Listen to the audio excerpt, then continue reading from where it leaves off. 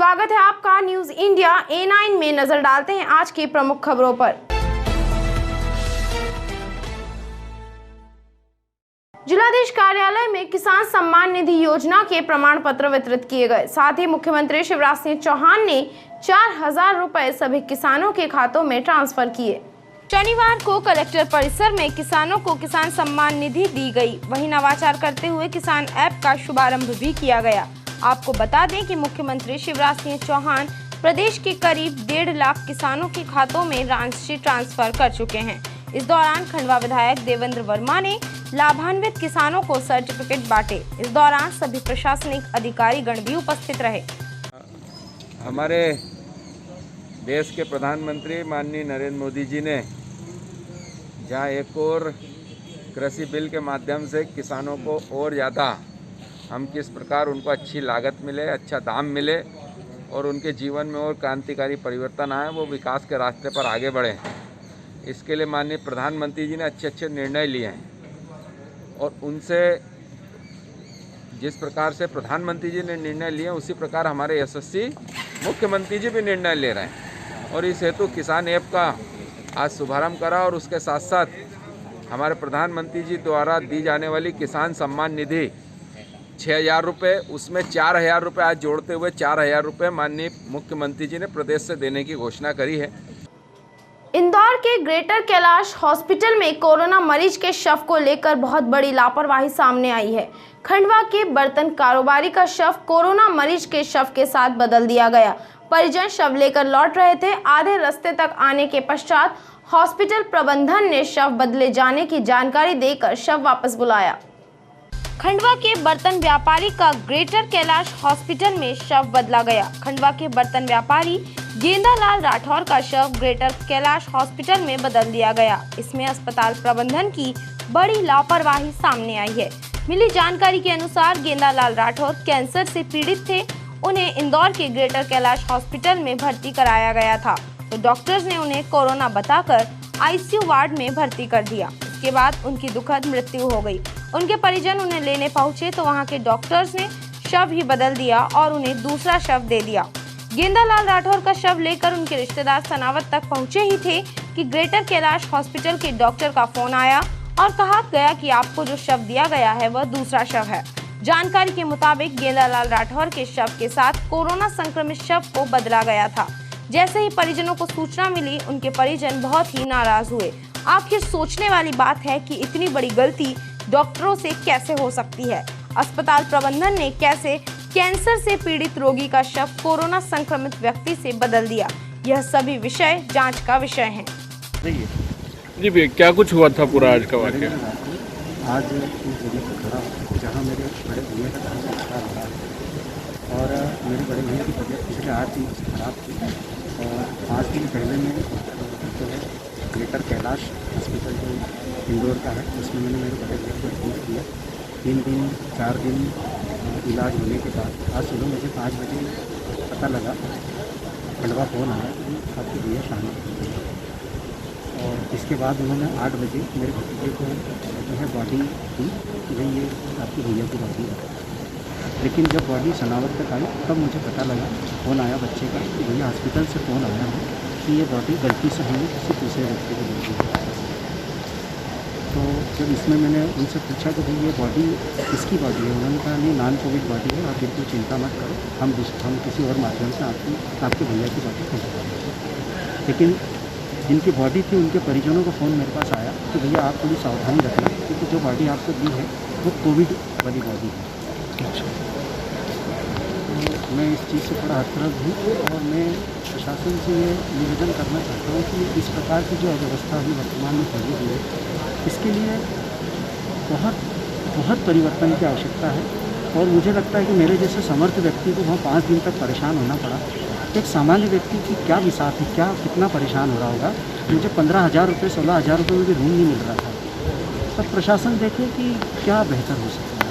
अच्छा ये बताइए, जब आपको पता चला कि आपको कोविड पॉजिटिव की बॉडी दे दी है, क्या कुछ रिएक्शन रहा आपका? तो मैं तो हतप्रभ था क्योंकि यहाँ पर सारी तैयारियाँ हो चुकी थी कि 12 बजे तक बॉडी आ जाएगी, हमको फुनरल करना है। लेकिन करीब 11 बजे फ़ोन आया कि सनावत में हम रुके हुए हैं और उनका कहना है कि गलत बॉडी है। किस तरह की एक मांग है आपकी, किस तरह की बात रखना चाहते हैं? ये एक बड़ी गलती है ये। सारी व्यवस्थाओं में बहुत बड़े फेरबदल की आवश्यकता है। सामान्य आदमी की तो बिसाती नहीं है। जो समर्थ है उसको अभी कहीं से कहीं तक सुविधाओं का फायदा नहीं मिल रहा। तो सामान्य आदमी को क्या बिसाते, मैंने 30 से 35 हज़ार के रोज़ खर्च करके भी मैं अपने भैया को नहीं बचा पाता। क्या कुछ हुआ था भैया को, क्या बीमारी थी? भैया को हालांकि पहले से भी प्रॉब्लम थी, लेकिन अगर शायद वो सही हॉस्पिटल में पहुंच जाता या मुझे सही इलाज मिलता तो शायद मेरे भैया आज नहीं। नहीं, क्या बीमारी थी? उनको लंग्स में इन्फेक्शन था। नाम बता दीजिए। इन्हें नरेंद्र नाथ। ठीक है। पंधाना नगर सहित ग्रामीण क्षेत्रों में विधायक सहित भाजपा कार्यकर्ताओं ने पंडित दीनदयाल उपाध्याय जयंती मनाई।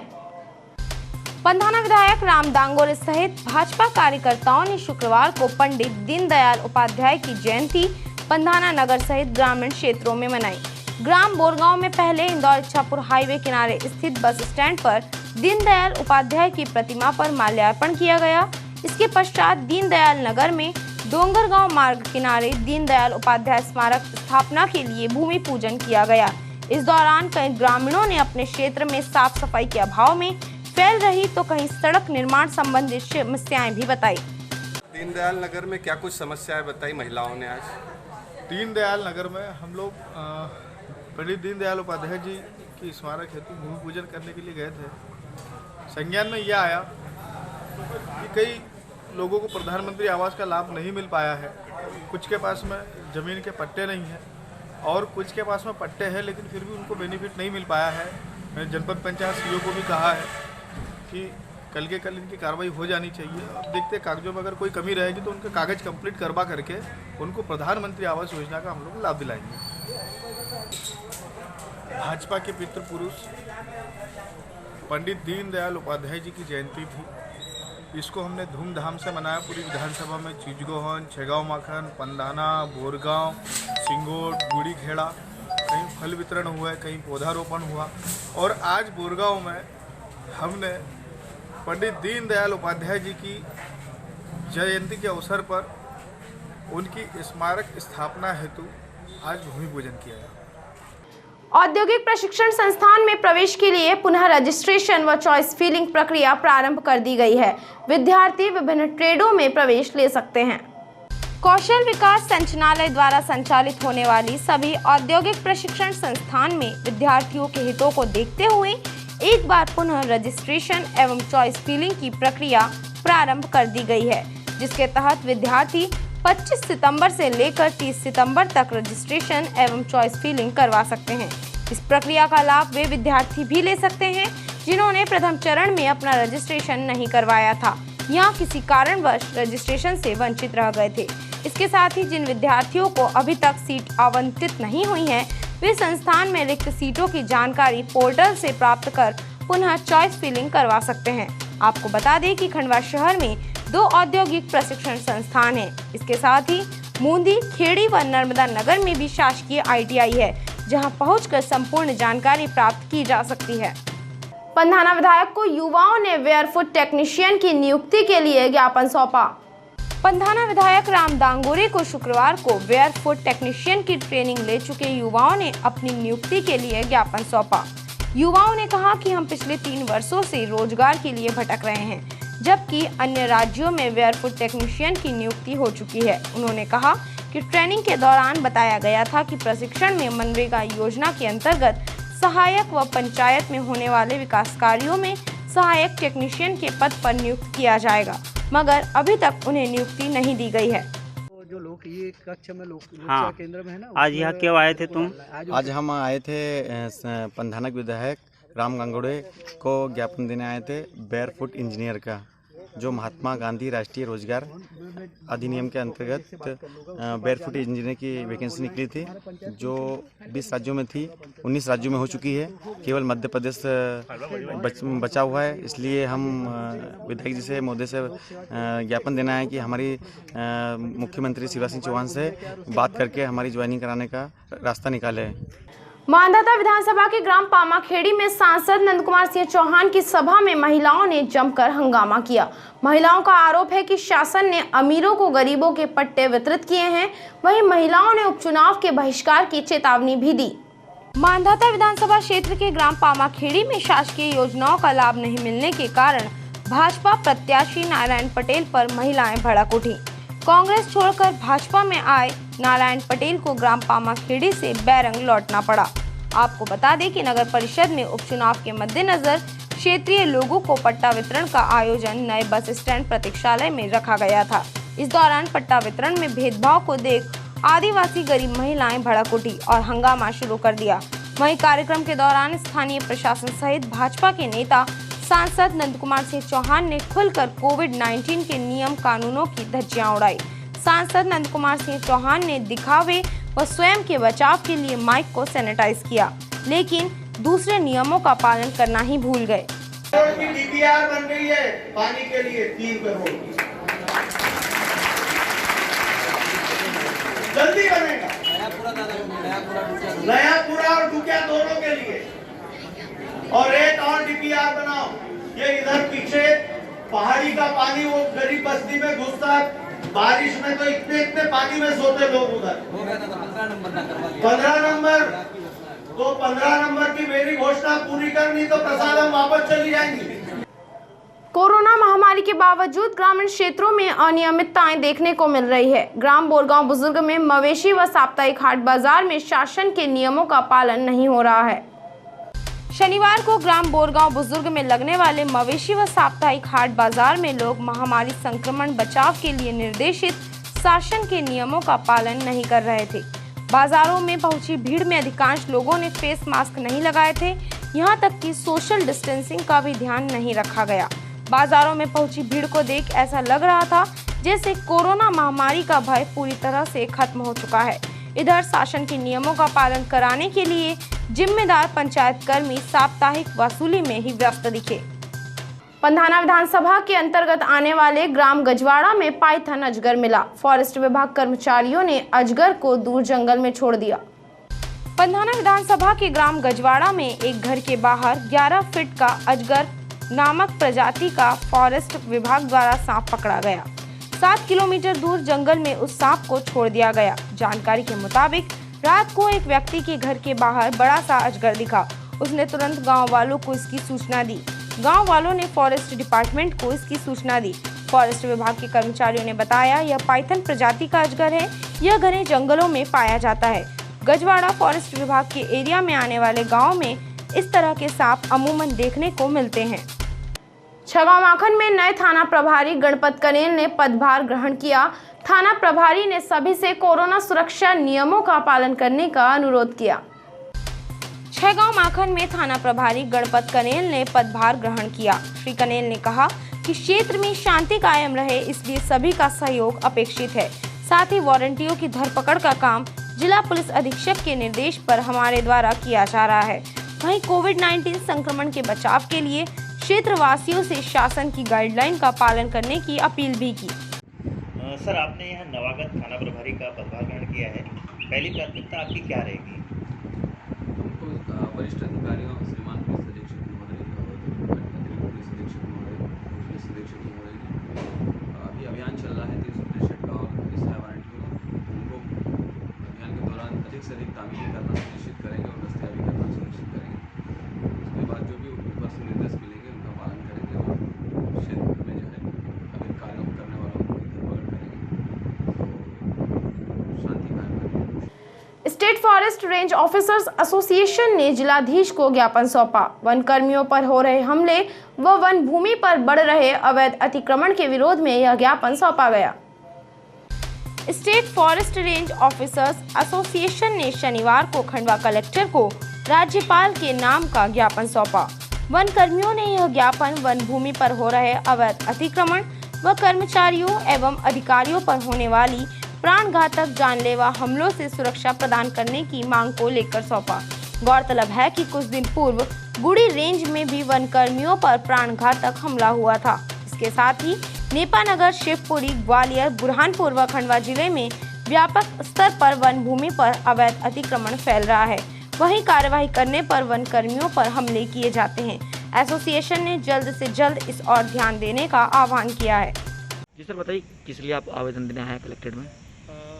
State forest range officer Vanvrat Khandwa की ओर से हमारे द्वारा माननीय मुख्यमंत्री जी द्वारा दिनांक 29/9/2020 को वनाधिकार उत्सव के दौरान सार्वजनिक करेंगे।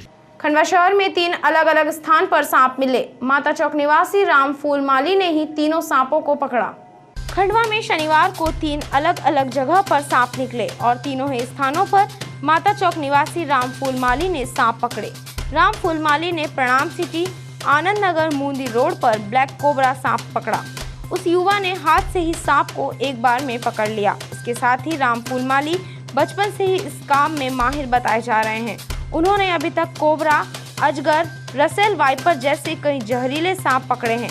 सांप पकड़ने के पश्चात वे उन्हें जंगल में छोड़ देते हैं। शहरवासी भी आवश्यकता होने पर इनसे संपर्क कर सकते हैं। 9575631740 राम फूलमाली का मोबाइल नंबर है, जिससे संपर्क किया जा सकता है। नमस्कार, मेरा नाम राम फूलमाली है। मैं माता चौक नर्मदा ब्रह्म खंडवा में निवासी हूँ। आज हमने 2 सांप पकड़े हैं, एक सिंगोट में और एक लछोरा से थोड़ी अंदर है कोटा घाट, वहाँ पर हम उसको फॉरेस्ट में रिलीज़ करने आए हैं। और भाइयों, आपको इस शहर में खंडवा के अंदर कभी भी ज़रूरत पड़े इस बारिश के मौसम में तो मुझे कॉल कीजिए। मेरा फ़ोन नंबर 9575631740।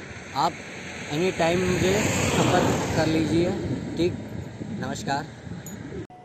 पंधाना विधानसभा के ग्रामीण क्षेत्र में पटवारी द्वारा खेतों का सर्वे किया जा रहा है। इसके पश्चात किसानों को मुख्यमंत्री सम्मान निधि योजना का लाभ मिल सकेगा। मुख्यमंत्री सम्मान निधि योजना के तहत किसानों को भुगतान किया जाएगा। इस हेतु ग्रामीण क्षेत्रों में पटवारी के द्वारा पंजीयन किए जा रहे हैं।